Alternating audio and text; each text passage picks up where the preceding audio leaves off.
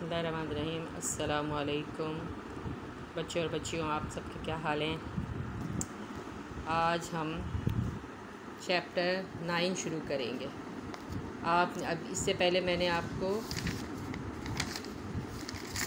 Chapter वादी ज़ियारत का सारा काम करवाया, रीडिंग एक्सप्लेन की थी। इससे जितनी पहले वीडियोज़ आई हैं इसमें अल्फाज मायने में तमाम एक्सरसाइज, सवाल जवाबात, ये सब।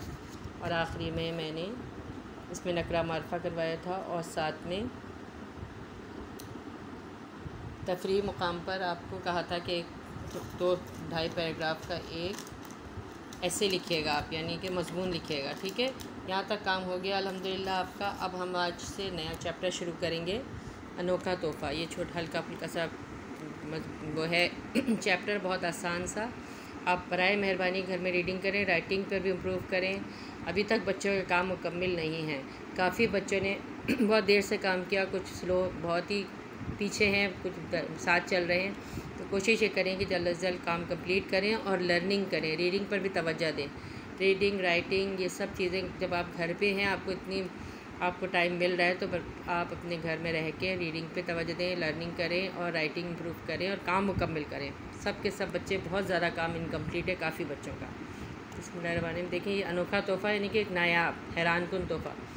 नन्ही शहनाज की 9वीं सालगिरह करीब आ रही थी। वो बहुत खुश थी कि उस दफ़ा भी उसे हमेशा की तरह बहुत से तोहफ़े मिलेंगे, अच्छे और प्यारे से प्यारे कीमती तोहफ़े। लेकिन उसे अपनी पसंद का तोहफ़ा आज तक ना मिला और उसकी ख्वाहिश थी कि कोई उसे नन्हे मुन्ने जानवर का तोहफ़ा दे। इस दफ़ा जो उसकी सालगिरह हो रही थी, तो वो बच्ची ये चाह रही थी कि वो उसे कोई ऐसा मतलब तोहफ़ा दे जो उसके साथ खेले कूदे, यानी जानदार हो। शहनाज माँ बाप की इकलौती और लाडली बेटी थी और सब उसे प्यार से शानो कहते थे। उसकी हर ख्वाहिश और हर पसंद का ख्याल रखते थे। शानो ने कई मरतबा अब्बू से कहा कि मुझे कोई ऐसा जानवर ला दें जिससे मैं कुछ खिला पिला सकूं और मेरा दिल बहल जाए। हमेशा की तरह उसके अब्बू ने टाल दिया कि बेटी, इस किस्म के जानवर रखने से घर में गंदगी फैलेगी, घर की चीज़ें भी ख़राब होंगी।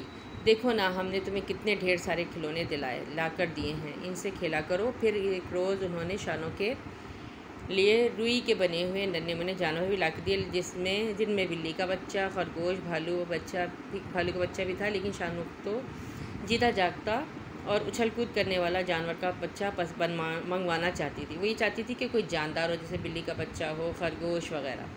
लेकिन उसके अब्बू ने क्या कहा था कि वो अमूमन जब जानवर रखते हैं तो वो गंदगी करते हैं, गंदगी होती है उनकी वजह से। इस वजह से वो नहीं मान रहे थे। आखिर सालगिरह की तकरीब में सिर्फ एक दिन रह गया था। शानू की अम्मी ने सोचा कि इस मरतबा बच्ची को क्या तोहफ़ा दिया जाए। अब्बू तो टॉफ़ी और बिस्कुटों के डब्बे लाए थे। अम्मी ने फ़ैसला किया था कि वो इसके लिए ऐसी चीज़ें ला कर देंगे जो बाद में भी उसके काम आ सके। चुनांचे उन्होंने शानों के लिए एक वर्क बास्केट लाने का फ़ैसला किया, यानी कि ऐसी बास्केट दिलाने का फ़ैसला किया जो उसकी ज़िंदगी में काम आ सके, जो उसे कोई हुनर सिखा सके। वो थी जिसमें एक सुई, सिलाई कढ़ाई का जो बॉक्स होता वो था, जिनमें एक कैंची, सुई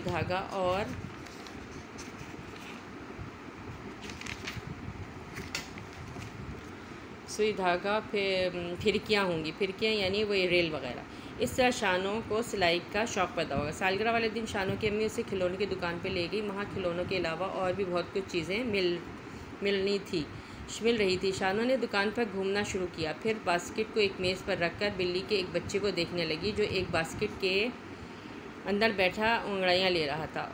उसे वो बच्चा बहुत अच्छा लगा। वो वहीं बैठकर उसके पीठ पर प्यार से हाथ फेरने लगी। बच्चा उछल कर उसकी गोद में बैठ गया और गुर करने लगा। इतने में करीब खड़े एक सेल्समैन ने शानू से कहा, ए बेबी, ये बच्चा 200 रुपये का है, ख़रीदना है। वो बच्चे को वहीं छोड़कर अम्मी के पास गई और अम्मी मैं अपनी सालगिरह के लिए एक और चीज़, ये कहते कहते वो रुक गई। तुम वर्क बास्केट पसंद कर चुकी हो, अब किसी और चीज़ के लिए ज़िद ना करो। वो दौड़कर बिल्ली के बच्चे के पास आई जो धीमी और बारीक आवाज़ में मियाऊं मियाऊं कर रहा था। वो इससे बोली, नन्हे मियाऊं, मैं तुम्हें नहीं ख़रीद सकती क्योंकि मैं पहले ही अपना तोहफ़ा ख़रीद चुकी हूँ, क्योंकि वो ले चुकी थी, इसलिए अब दोबारा नहीं लेना चाह रही। शानो ने अम्मी के पास जाकर एक बार फिर अपने पसंदीदा चीज़ बिल्ली यानी बिल्ली के बच्चे के मुतालिक कहना चाहा, मगर उस मरतबा वो अपनी ख्वाहिश बयान ना कर सकी। बिल्ली का बच्चा सोच रहा था कि ना जाने ये लड़की इसे क्यों नहीं ले जा रही। अचानक उसके दिमाग में एक तरकीब आई, क्यों ना वो इस बास्केट के अंदर लेट जाए। बिल्ली का बच्चा फ़ौरन उठा और बास्केट के अंदर लेट गया। इत्तेफाक से दुकान के किसी सेल्समैन की नज़र इस पर ना पड़ी। इधर शानो की अम्मी ने ख़रीदे हुए सामान की कीमत अदा की और दुकानदार से कहा कि इसे बांध दीजिए। जब सेल्समैन वो बास्केट और दीगर चीज़ें बांधने लगा तो उसे शानो की बास्केट कुछ वज़नी महसूस हुई। पहले तो उससे ख्याल आया कि बास्केट खोल कर देखे, लेकिन वो ना जाने क्यों इसने ढक्कन खोल कर नहीं देखा और उसे यूं ही बांध दिया। क्योंकि जब वो उसको बांध रहा था तो जब उसकी अम्मी ने मतलब जैसे कहते हैं कि हम भी जब काउंटर पे जाते हैं और सामान पैक करवा के पेमेंट करते हैं तो उसे कुछ लगा कि ये वज़न है, लेकिन उसने इग्नोर कर दिया और उठा के उसे ख्याल किया कि शायद उसका धोखा है और उसे इसी तरह पैक कर दिया।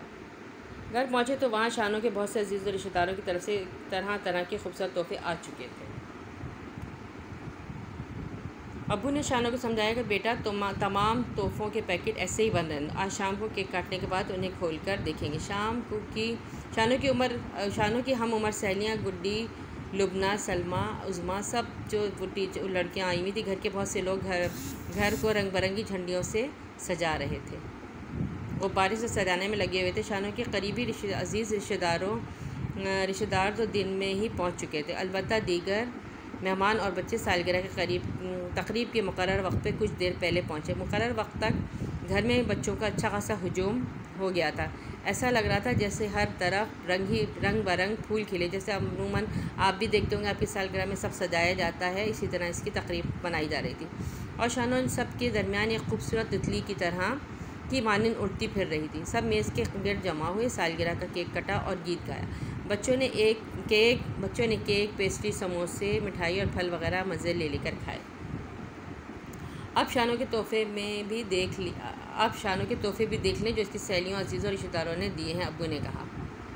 पहला पैकेट खोला गया तो तो इसमें से गुड़िया निकली, जिसको शानो ने अपने हाथ में पकड़ कर उठाया तो गुड़िया बोली, सालगिरह मुबारक। ये आवाज़ सुनकर सब बच्चे खिलखिलाकर हंस पड़े। इसी तरह किसी पैकेट से खिलौने, किसी में टॉफ़ी और चॉकलेट और किसी में फ़्रॉक और सैंडल वगैरह निकले।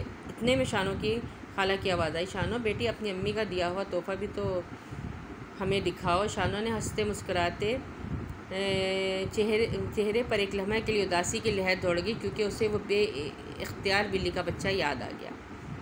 ख्याल आ गया था वो वही बच्चा जिसे वो ख़रीद ना सके थी। ये ख्याल आते ही उसकी खूबसूरत आंखों में आंसू तैरने लगे।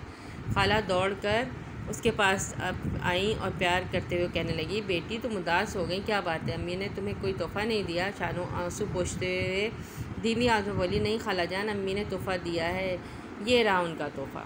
ये कहते हुए शानो ने बास्केट का ढक्कन उठाया तो मारे खुशी के उसकी चीख निकल गई। बिल्ली का प्यारा सा बच्चा अपना दायां हाथ बुलंद किए उठ खड़ा हुआ, जैसे वो सबको सलाम कर रहा हो। सबके सब ये दिलचस्प और अनोखा तोहफ़ा देखकर हंस पड़े।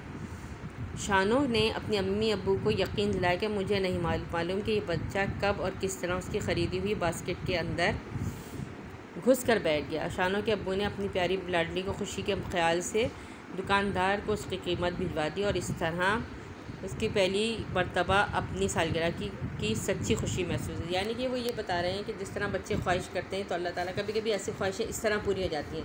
लेकिन यहाँ देखिए इतनी अच्छी बात बताई गई है कि वो जब उसने गिफ्ट खोला तो दूसरों को तो यही लगा होगा ना उसकी अम्मी को कि कहीं इसने चुपके से बास्केट में रख लिया, लेकिन उसने यकीन दिया है। फिर उन्होंने इस काम को यूँ अता किया कि उन्होंने फ़ौरन उसकी कीमत अदा की वहाँ जाके, दुकान पे जाके, और यूँ शानो को अपनी मनपसंद जो सिलाई वो थी बिल्ली का बच्चा जो मिल गया, और इस तरह उसको एक अनोखा तोहफ़ा जिसकी भी चाहत कर रही थी मिली।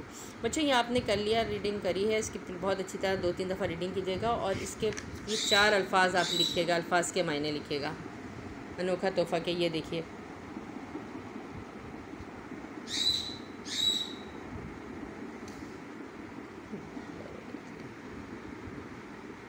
तकरीब के मायने में रस्म व रिवायत, जीता जागता जिंदा, करीने से, सलीके से, सेल्समैन चीज़ें बेचने वाला, ये करिएगा। इंशाल्लाह आप दूसरी वीडियो का इंतज़ार कीजिएगा, आप इसके बाद में काम गिनाएंगे। अस्सलामु अलैकुम।